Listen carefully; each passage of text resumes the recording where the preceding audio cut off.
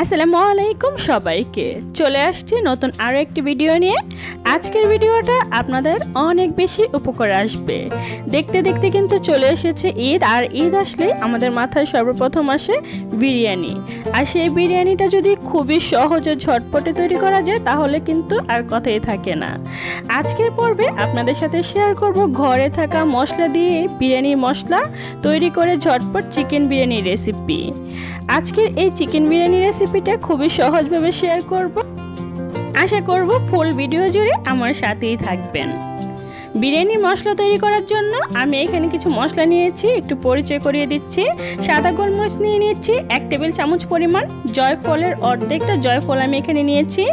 এখানে নিয়েছি নর্মাল জিরা 1 টেবিল চামচ পরিমাণ, কিছু পরিমাণ নিয়েছি বাদাম, দুটো স্টার মশলা নিয়েছি, আর নিয়েছি সাথে শাহি জিরা 1 টেবিল চামচ পরিমাণ, 6-7টার মতন কাঠবাদাম নিয়েছি, পোস্তদানা নিয়েছি 1 টেবিল চামচ পরিমাণ, দুটো শাহি এলাচ নিয়েছি, আর নিয়েছি এখানে জয়ত্রী, দুটো ফুল নিয়েছি এখানে, আর 6-7টার মতো সবুজ এলাচ নিয়েছি। এই সবগুলো মশলা আমি একটি ব্লেন্ডারের মধ্যে দিয়ে দিব আর খুব ভালোভাবে ব্লেন্ড করে নিব।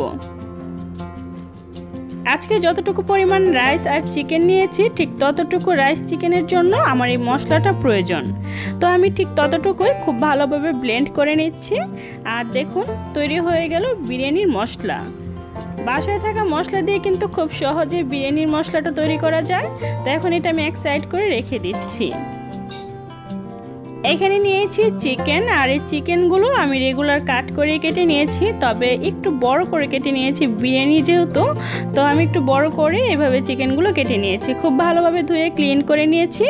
আর এখানে দিয়ে দিচ্ছি 3 টেবিল চামচ পরিমাণ আদা রসুনের পেস্ট, সাথে দিয়ে দিচ্ছি 1/2 কাপ পরিমাণ টক দই। টক দইগুলো আমি ফাটিয়ে নিইনি, তবে আপনারা অবশ্যই ফেটিয়ে নেবেন। তো এটা আমি দিয়ে দিচ্ছি। সাথে দিয়ে দিচ্ছি 2 টেবিল চামচ পরিমাণ লাল মরিচের গুঁড়ো, 1/2 টেবিল চামচ পরিমাণ ধনিয়া গুঁড়ো, আর সবটুকু বিরিয়ানির মশলা। যতটুকু মশলা আমি তৈরি করেছি ঠিক সবটুকুই দিয়ে দিচ্ছি। এখানে আমি আরও অ্যাড করব পেঁয়াজ বেরেস্তার তেল। আমি যেই পেঁয়াজগুলো বেরেস্তা করেছিলাম সেই তেলগুলো এখানে দিয়ে দিচ্ছি। এখানে আছে প্রায় 1.5 কাপ পরিমাণ তেল। আরও দিয়ে দিব এখানে পেঁয়াজ বেরেস্তা। তো পেঁয়াজ বেরেস্তাগুলো একটু ক্রাশ করে দিব।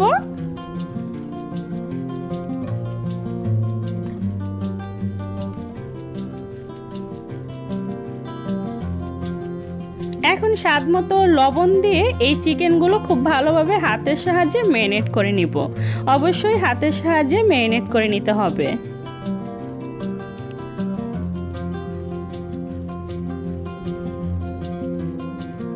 চিকেনগুলো হাতের সাহায্যে কিন্তু ম্যারিনেট করা হয়ে গিয়েছে, স্ক্রিনে দেখে অবশ্যই বুঝতে পারছেন। আর একটু ভালোভাবে ম্যারিনেট করে নিচ্ছি। এগুলো ম্যারিনেট করে প্রায় 30 মিনিটের মতো কিংবা 1 ঘন্টার জন্য আপনারা রেস্টে রেখে দিতে পারেন। তো আমি 30 মিনিটের মতো রেস্টে রেখে দিব। আর এখানে আমি নিয়ে নিচ্ছি লিকুইড মিল্ক প্রায় 1/2 কেজির মতো, আর সাথে কিছুটা পরিমাণ জাফরান দিয়ে দিচ্ছি। এখানে জাফরানটা দিলে খুব সুন্দর একটা কালার আসে আর স্মেলও আসে। তো আমি মিল্কের মধ্যে জাফরানটা দিয়ে দিচ্ছি। জাফরানটা আপনারা আপনাদের পরিমাণ মতো দেওয়ার চেষ্টা করবেন। তো এটা দিয়ে একটু নেড়েচেড়ে মিশিয়ে এটাও আমি এক সাইডে রেখে দিচ্ছি। আমাদের বিরিয়ানি বানানোর জন্য এটা কিন্তু দরকার পড়বে।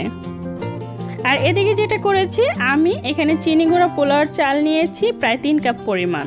এই চালগুলো খুব ভালোভাবে ধুয়ে পানিটা ঝরিয়ে নিয়েছি, তাতে করে চালগুলো ঝরঝরে থাকবে আর বিরিয়ানিটা কিন্তু অনেকটা ঝরঝরে হবে। আর এদিকে কিন্তু আমার চিকেনটা খুব ভালোভাবে ম্যারিনেট করা হয়ে গিয়েছে, দেখতেই পাচ্ছেন অনেকটা সেট হয়ে গিয়েছে। এখন আমরা সরাসরি চলে যাব চুলোয় বিরিয়ানিটা তৈরি করার জন্য। যে পাত্রের মধ্যে আমি বিরিয়ানিটা তৈরি করব সেটার মধ্যে আমি সবটুকু চিকেন ম্যারিনেট করাগুলো দিয়ে দিচ্ছি। আর যে পাত্রের মধ্যে আমি চিকেনগুলো ম্যারিনেট করেছিলাম সেই পাত্রটা একটু পরিমাণ পানি দিয়ে ধুয়ে সেই পানিটা এখানে দিয়ে দিব। তাছাড়া এক্সট্রা কোনো পানি দিব না, কারণ চিকেনের গায়ে থেকে কিন্তু অনেক পানি ওঠে। সেই পানিটা দিয়েই আমি চিকেনটা রান্না করে নেব। একটা ঢাকনা দিয়ে ঢেকে দিচ্ছি আর মিনিট কয়েক পর পর এই রান্নাটা করে নিচ্ছি। ঢাকনাটা উঠিয়ে একটু নেড়ে চেড়ে দিতে হবে, তা না হলে কিন্তু তলানিতে লেগে যাবে, কারণ মশলার ঘনত্ব আর টক দইয়ের ঘনত্ব কিন্তু তলানিতে লেগে যাওয়ার চান্স থাকে। তো অবশ্যই এই পর্যায়টা একটু লক্ষ্য করতে হবে, একটু পরপর নেড়েচেড়ে দিতে হবে।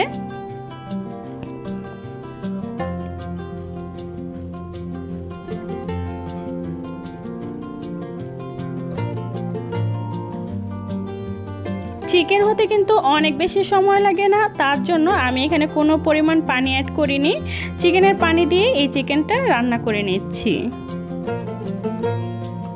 অবশ্য চুলার আঁচটা এই পর্যায়ে মিডিয়ামে রেখে রান্নাটা করে নেবেন। আপনারা যদি হাই হিটে রান্নাটা করেন তখন কিন্তু আপনাদের এই চিকেনটা অবশ্যই অতটা সিদ্ধ হবে না, তবে পানিটা শুকিয়ে যাবে।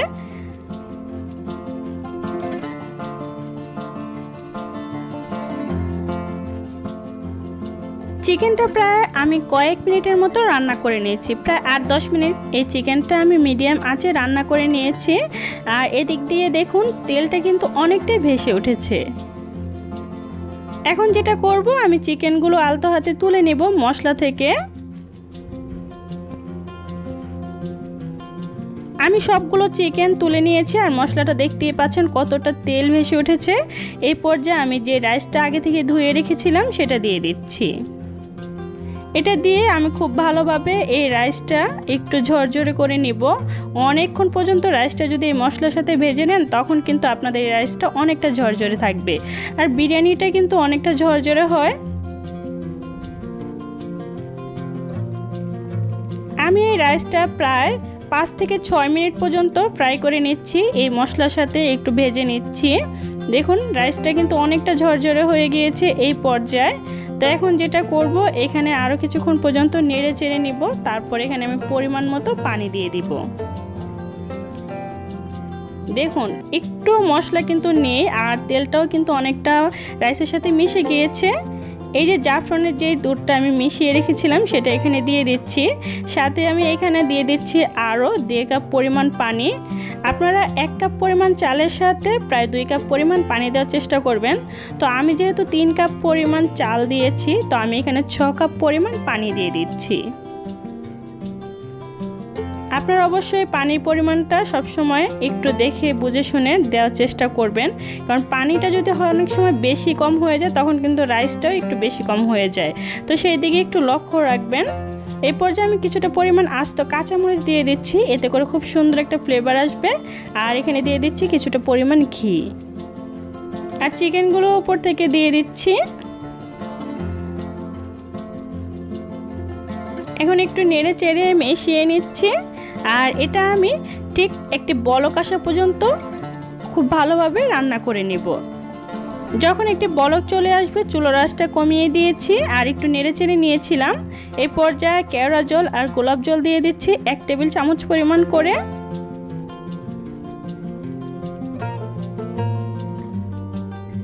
সাথে কিছু পেঁয়াজ বেরেস্তা দিব, পেঁয়াজ বেরেস্তা দিয়ে একটি ঢাকনার সাহায্যে ঢেকে রেখে দিব প্রায় 15 মিনিট। 15 মিনিট দমে রাখার পর ফিরে আসব, আপনাদের সাথে অবশ্যই শেয়ার করব। দেখুন বিরিয়ানিটা কতটা সুন্দর একটা কালার আসছে আর এত সুন্দর একটা স্মেল আসছে, যেটা আপনারা বাসায় ট্রাই না করলে বুঝতেই পারবেন না। আর কতটা ঝরঝরে হয়েছে সেটা অবশ্যই স্ক্রিনে দেখে বুঝতে পারছেন। তো আমি একটি সার্ভিং ডিশে সার্ভ করে দেখিয়ে দিচ্ছি। দেখুন এটা কতটা ঝরঝরে হয়েছে।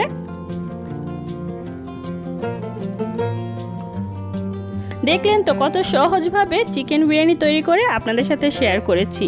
আসছে ঈদে অবশ্যই ট্রাই করবেন এই চিকেন বিরিয়ানি রেসিপিটা ভালো লাগলে অবশ্যই একটি লাইক দিবেন আর কমেন্ট করে আপনাদের মূল্যবান মতামত জানিয়ে দিবেন। যারা এখনও এই ছোট্ট চ্যানেলটা সাবস্ক্রাইব করেননি প্লিজ চ্যানেলটা সাবস্ক্রাইব করে দিবেন আর পাশের বেল বাটনটা অবশ্যই প্রেস করে রাখবেন, যখনই কোনো ভিডিও আপলোড করব যেন সাথে সাথেই দেখে নিতে পারেন। আর এতক্ষণ পর্যন্ত আমার সাথে থাকার জন্য আপনাদের সবাইকে অনেক অনেক ধন্যবাদ।